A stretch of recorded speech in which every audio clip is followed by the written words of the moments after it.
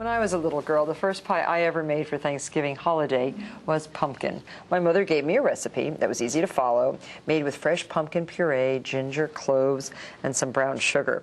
With her help, it always came out perfectly, and it was delicious. Taking after her Uncle George, who also loves to bake pies, my niece Sophie is going to show us that she, too, is carrying on the family tradition with the same pumpkin pie recipe that my mother taught me how to make. Now, Sophie, you're rolling out the pie dough, and I see that you're using plastic wrap, my favorite new method. Isn't it great? Yeah, it is. So just spread that over it.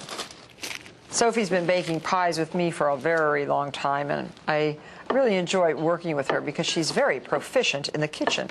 You're doing very well. Sophie knows the secret of rolling it out evenly, going in one direction at a time. Now this is a little sugar pumpkin that's been cut in quarters and baked in a slow oven until it's soft and tender, and then peeled and pureed through a fine blade on the food mill. Look at that nice pumpkin puree, Soph. Very nice. Isn't that great? Yes. And I always like to have sort of a thin crust for a pumpkin pie because the filling is quite dense, you know, and it's nice to have a thin, crispy crust. I think this might be ready now.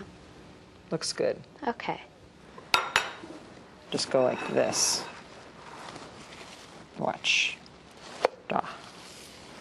Okay. There. All right. Excellent. Now I'm just going to spread it out along the bottom of the pan. Gently with the back of your finger.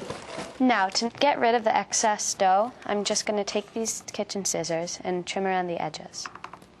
I love that technique, don't you? Yes, it's very convenient. Okay. Now to make it so it has a more decorative edge, I'm just going to take my thumb and my two fingers and I'm going to press it together like that and continue to do that all around the edge. I like how it looks.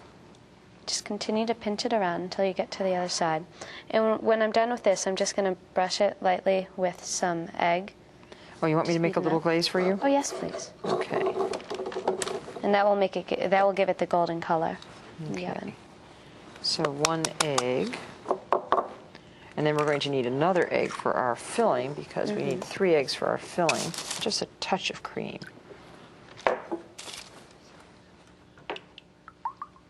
So you brush it very lightly, right? Only around the edges, though.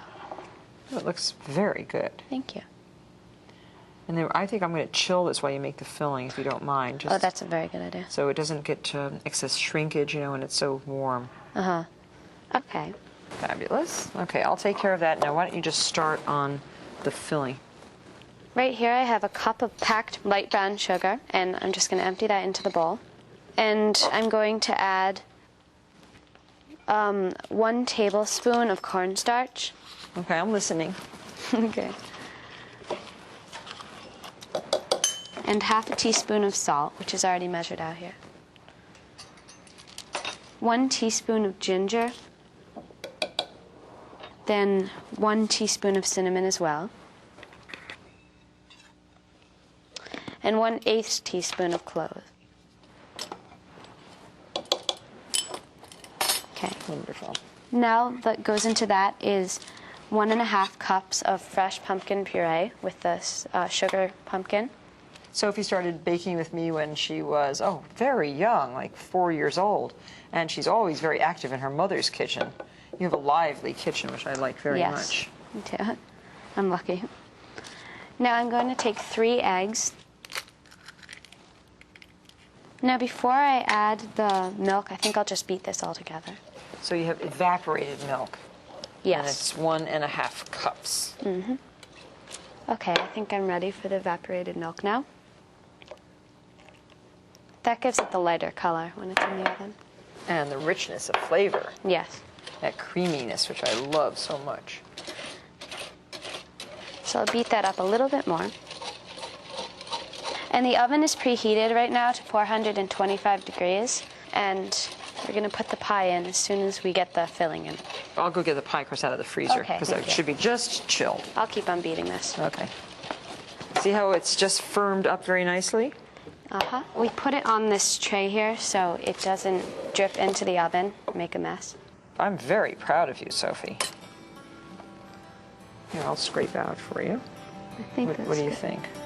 That looks good. Okay. So 425 degrees for 10 minutes. Yes, and then reduce the heat to 350 and cook it for another 30 minutes. Okay, so I'll put it in for you. Okay. Thank you. Thank you.